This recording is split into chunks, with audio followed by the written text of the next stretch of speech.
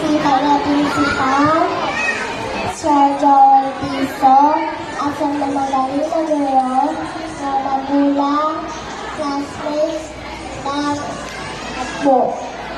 Ako po ay masaya dahil dumating na ang moving out ceremony. Kami po ay nagpapasalamat kay Madam Liz Asquiden at kay Madam Leia sa pagtutulong magpasa kung paano magsulat, sumayaw, kumanta.